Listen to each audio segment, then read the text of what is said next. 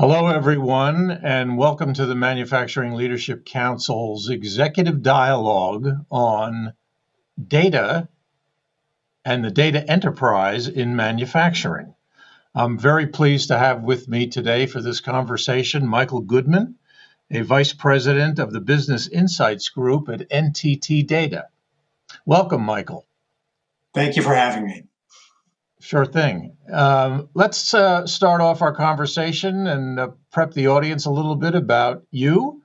Could you tell us a little bit about your role at NTT Data, what you're focused on, maybe a little bit about your background?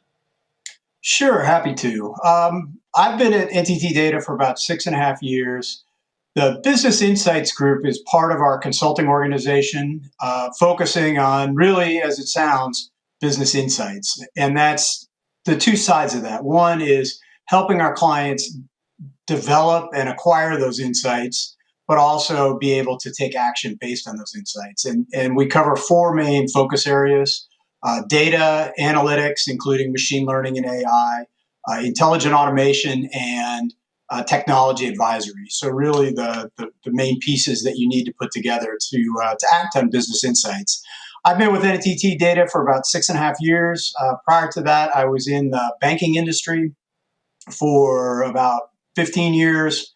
And prior to that, in consulting, back when Silicon Valley was still becoming Silicon Valley, where I was consulting also for high-tech manufacturing and travel and transportation organizations mostly.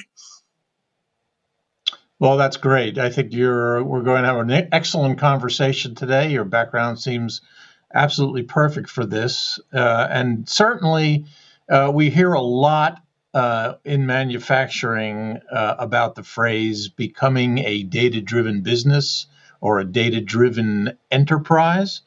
Some people may have some understanding of this, but let's start with a definition from your point of view of what this actually means in manufacturing so we can kind of level set the conversation going forward. What does a data-driven enterprise connote or suggest for manufacturing leaders?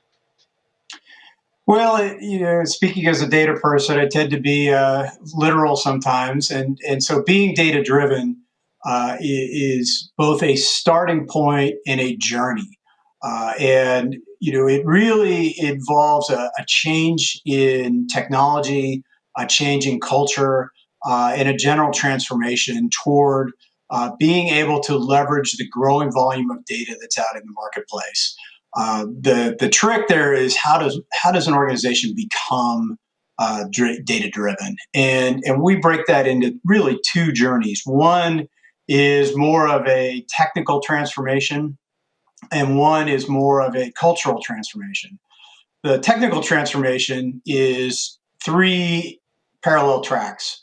One is developing the data management maturity necessary to operate a data platform. So that includes data governance, the data architecture, the modeling, all the technical elements that go into managing the data. But on top of that, and this is where it begins to get interesting, is lots of firms tend to focus on that infrastructure, but we recognize that it's also important to focus on the data itself. And so really the journey there is moving toward data as an asset and really treating it like the asset that we all recognize it is. I get in a lot of discussions where I say, well, do you think of your data as an asset? And almost universally, clients will say, sure. I said, well, if you think about asset managers and cost and benefit, how are you doing in terms of monetizing your data? And I don't necessarily mean sell by monetize, but really derive value from that data. And that's where the discussion tends to fall down and organizations admit to struggling. The third track is analytics, and really beginning to develop the capability to apply analytics, not just as a specialty, but more universally across the organization. Well, you put your finger on something very important, I think, and that was the cultural aspect, because our experience at MLC is that there are a lot of executives in manufacturing operations that have many years of experience They trust that experience. They trust their intuition about running operations and diagnosing problems in operations. Is the cultural aspect of becoming data driven even more difficult than the technology side of it? And if so, how best to overcome that? It is, and that's an area where NTT Data and I in particular are spending a lot of time working, and it's really technology meets humanity, and it's dealing with uh, changing the dialogue from one of data quality to data confidence. When you think about confidence, right, that's a, we think of that as a feeling, that's an attribute that people have. They can be confident, and underlying confidence in others is a function of trust.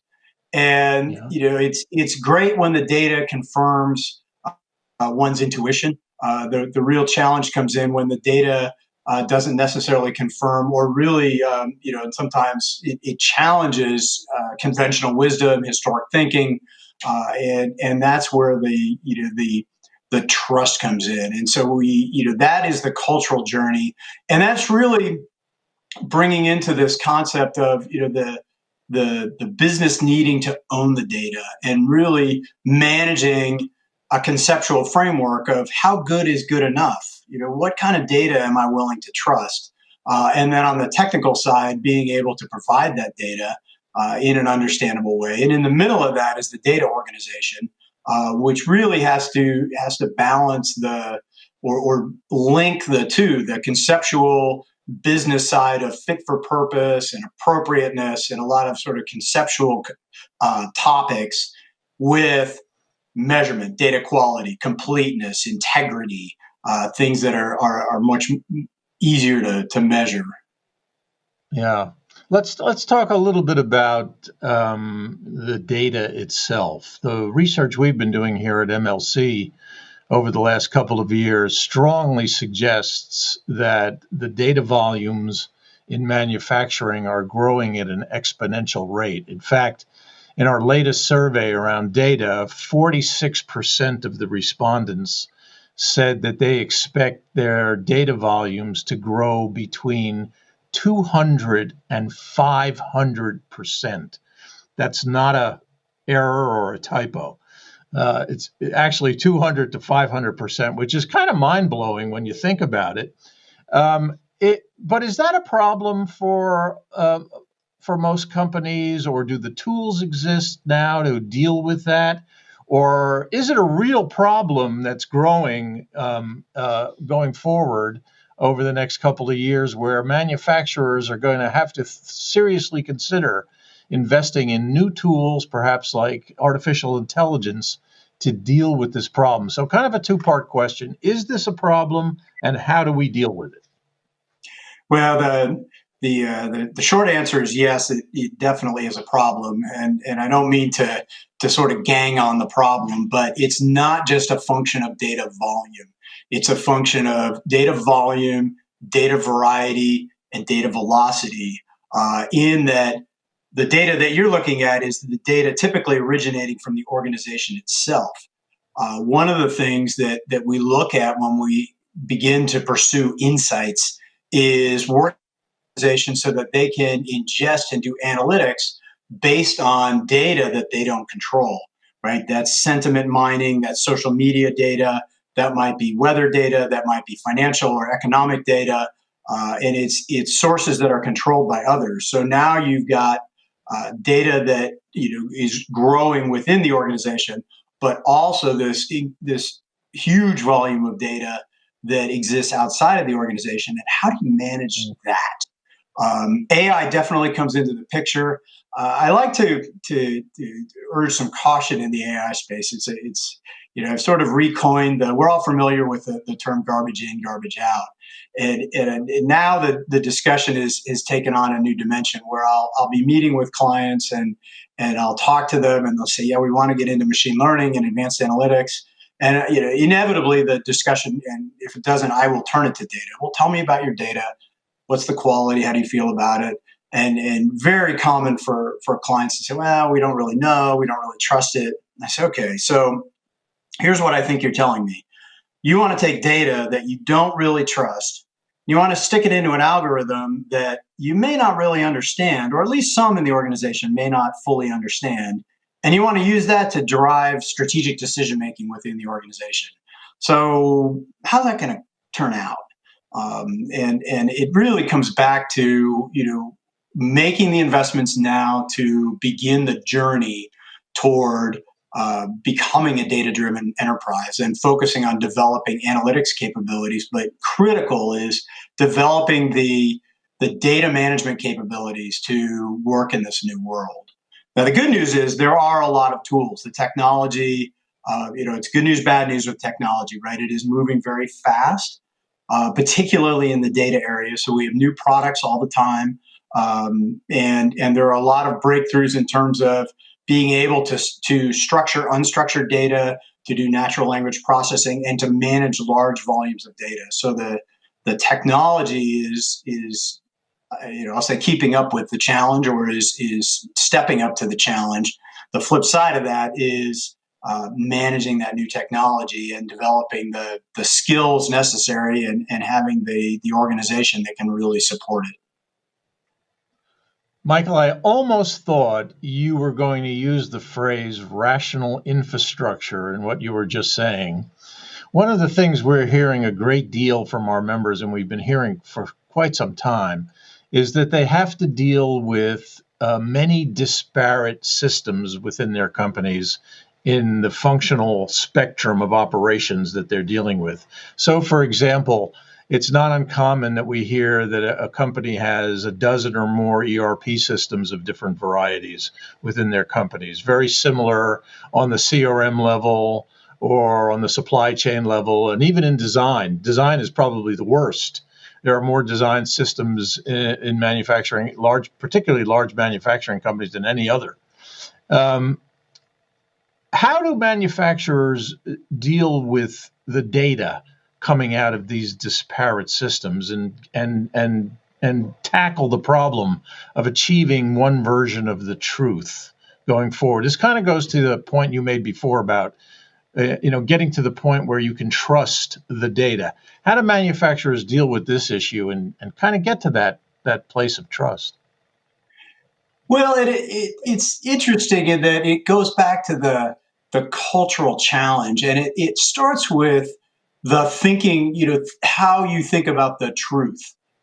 Historically, we tend to think in terms of one system and the pursuit of, the central golden source of truth, and we tend to think of the truth as, a single number or a single output.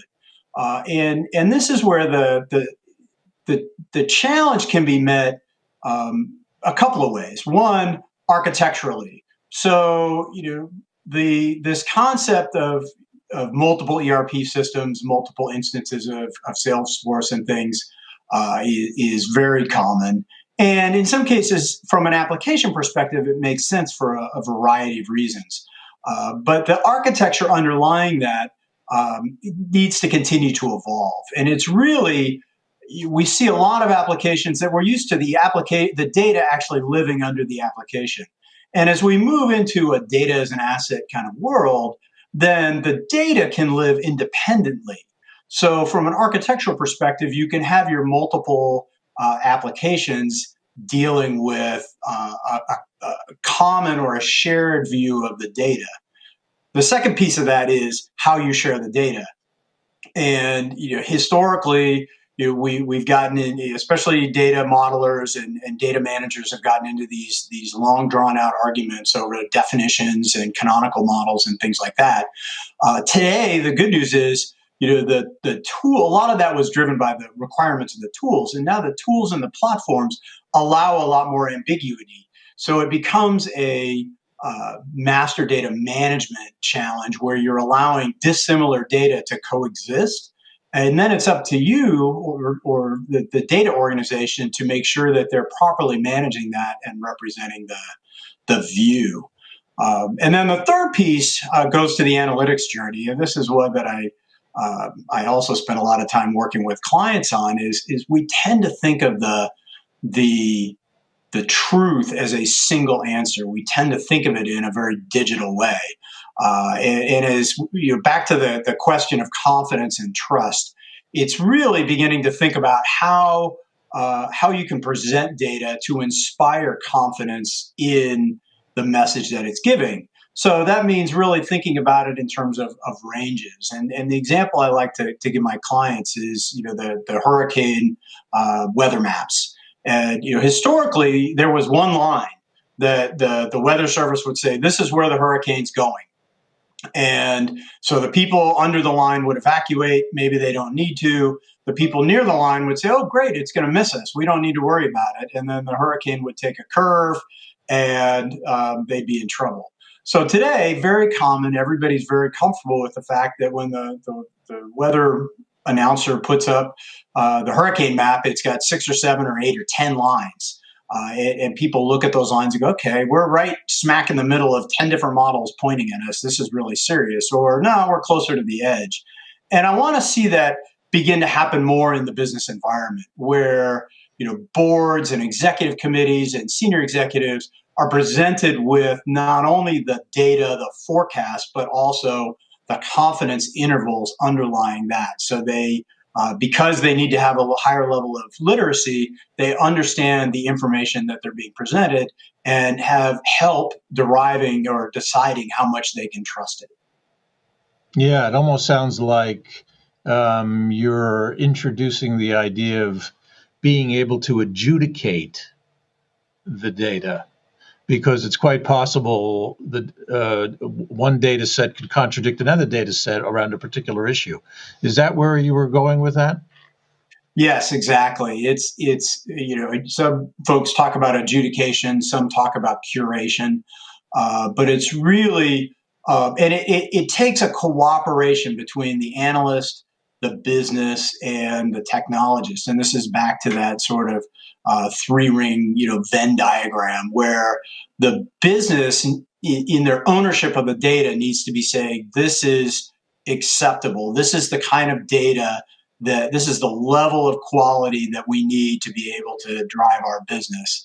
And normally that discussion starts out with we need 100% perfect quality, and then we bring cost into the equation, and then it's time to begin to compromise, and they need to define what is suitable for fit for purpose, what is acceptable, and then the technology organization has something that they can work toward to make sure they're meeting that, and then the analyst can leverage all that and provide reporting that gives a lot more insight rather than just a single financial forecast.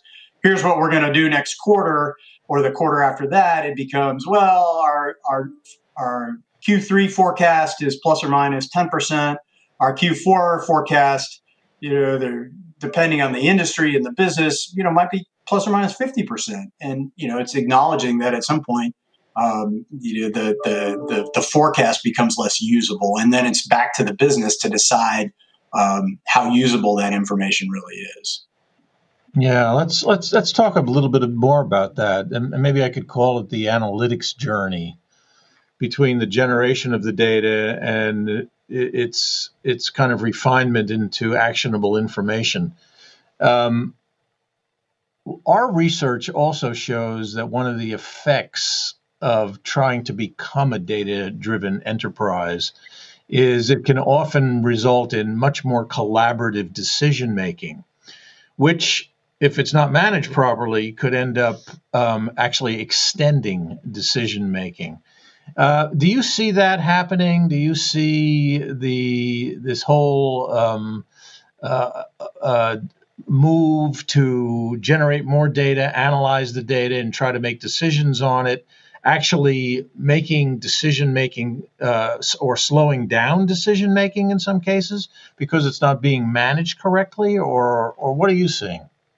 It can, and that can come from a couple of places. So the plus side of having the data, and if it's properly reported, one of the challenges is sort of the data driven message against the opinion or the gut feel message, and a lot of times decisions are, in a, opinion versus opinion kind of dialogue. The decision may come down to seniority. It may come down to tenure. It may come down to who's the better communicator. As organizations begin to move into a data-driven mindset, part of that is, okay, here is my opinion and here is why. So here's the data that I looked at. Here's the analysis that I did. Here's the confidence I have in that data. And, here is how I drove my opinion. You have two people or two groups coming together, that can create a much richer dialogue in terms of, well, why are you thinking that? Well, I've been in this industry for a long time. I know what people think. I Right. think COVID is a great example of the times we live in, where behaviors and patterns, sort of end to end, buying patterns, travel patterns, lifestyle patterns have all been upended. And so now it's, how fast can we get the data to figure out what people are doing, saying, thinking, buying. So it can accelerate that, but again, sort of looping back, it's dependent on the quality of that dialogue and the quality and the confidence that an organization has in the data. If they don't trust it, you may have somebody making a data-based case for a strategic decision that the rest of the organization doesn't trust, because they don't trust the data or they don't trust the analytics, and that kind of challenge can slow things down, definitely.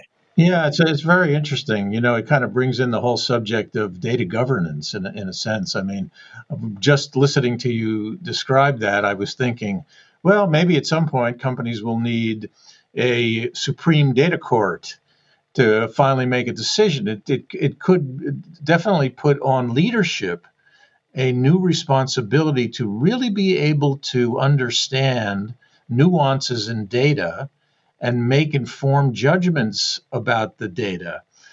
So I'm wondering about the overall idea of governance here, data governance. How best should manufacturers deal with this issue?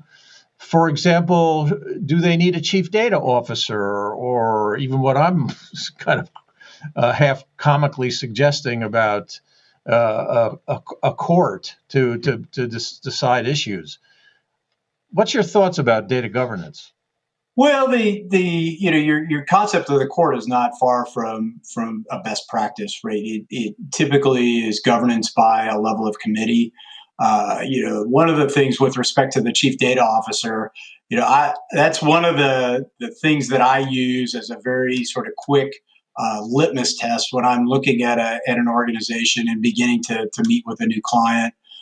Is do they have a chief data officer, and where in the organization does that chief data officer reside? And my thinking goes back to if we go way back into sort of the pre-computer days, right? The computer was run by the CFO, and then the technology got a little more complex, a little more powerful, and companies had a CIO or a chief technology officer that typically reported to the CFO.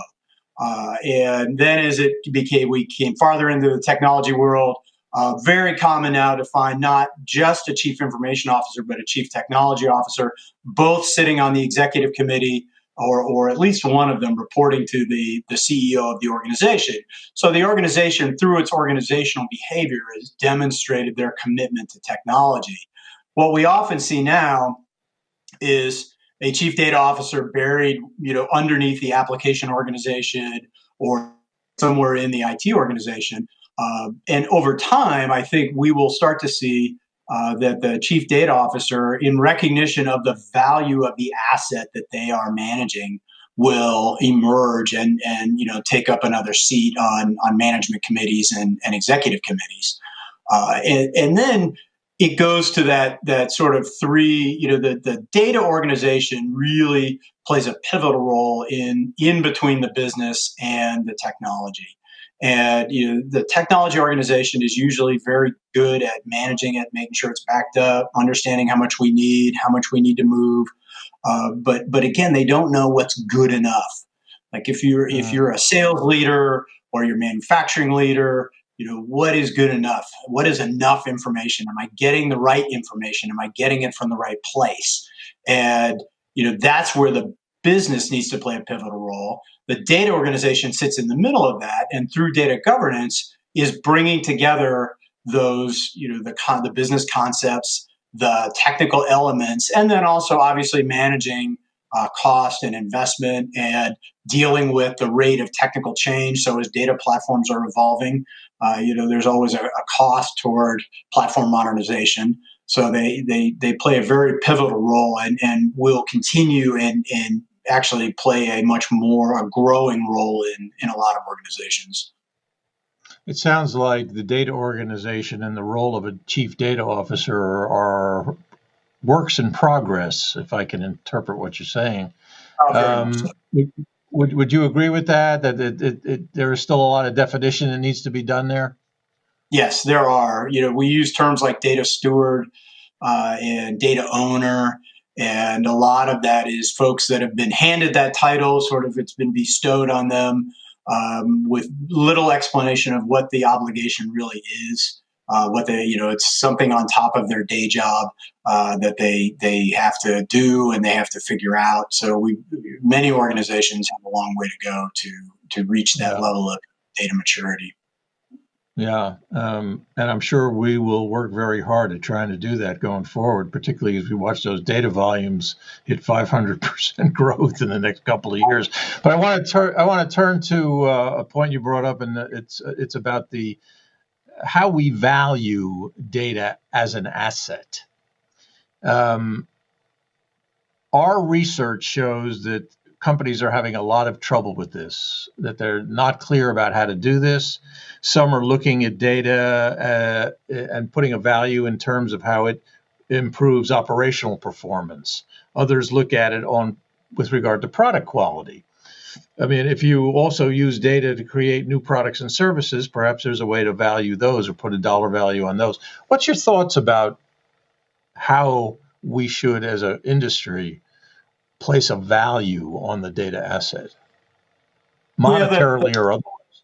the first step in that journey is committing to value it. So I talk about asset management principles, and that can start, relatively at a relatively basic level, right? Data costs money to acquire, it costs money to store, and yes, that's storage is cheap. Everybody likes to say, but again, when you get into that 500x growth, when you're talking about storing petabytes and petabytes, the cost adds up. It also represents a risk merely to have. Ask any organization that has had a data breach, and they'll tell you there's very definitely a cost associated or a risk associated with having that data, which is necessary for business. The first step in that journey is really asking the tough question of, okay, we're spending this money, which tends to be, the cost tends to be easy to quantify, the risk somewhat less so. What are we getting out of that? And I would argue that doing that conceptually to start is fine. An interesting evolution is in the financial circles, the AICPA and the other groups are asking that question of, if data is truly an asset and a significant asset of any large public company, if you don't place a financial value on that asset, how can you value that company? Now that's looking way down the road, but I think we see companies today where if data is their primary asset, then they do value it. I think over time that's going to be much more common to see the need, and the financial management organizations, the standards bodies may actually begin to require that in terms of really understanding the value of an organization. We are at the top of the hour, so to speak. But lastly, I had one last question, if we could do so quickly. Just flash forward to 2030. We've done a lot of the things you've talked about. We've done them right in manufacturing. What does the data-driven enterprise look like in 2030? How would you characterize it? Well, I think we will see a couple of things. We will see the movement off of this data living underneath the application. We will see a lot better access to data. We're going to see a lot, moving much more toward, ubiquitous AI, where a much larger percent of the organization is doing advanced analytics, building machine learning models, and really mining that data extensively. I think if we're talking about a 10-year time span, I think that's plenty of time where we will start to see winners and losers differentiate themselves by their ability to manage data. And we'll start to see organizations that are able to derive those insights begin to differentiate themselves and achieve a competitive advantage. It will always be a competition. And security, we can't talk about data without quickly touching on security. And that will always be a threat because the bad actors in this world are very smart. They have access to tools as well. They're very comfortable with AI and machine learning, and so managing that will change the way we look at data.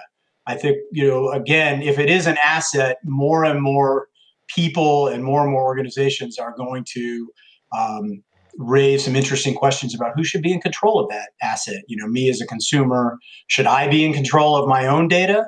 And how much do I want to keep giving to third parties rather than, I'm online, they can come and get it when they need it, as opposed to I'm just going to give it to everybody. So I think we're going to see a very interesting journey that organizations are going to take in the coming decade. Thank you very much for that answer, Michael. I'm sure we are going to all anticipate what the data-driven organization of the future looks like going forward, and we'll all be working toward it. I want to thank you for joining us today on this Manufacturing Leadership Council Executive Dialogue. I'm David Brosell. Thank you all for attending, and we look forward to seeing you on a future MLC webinar. Good day.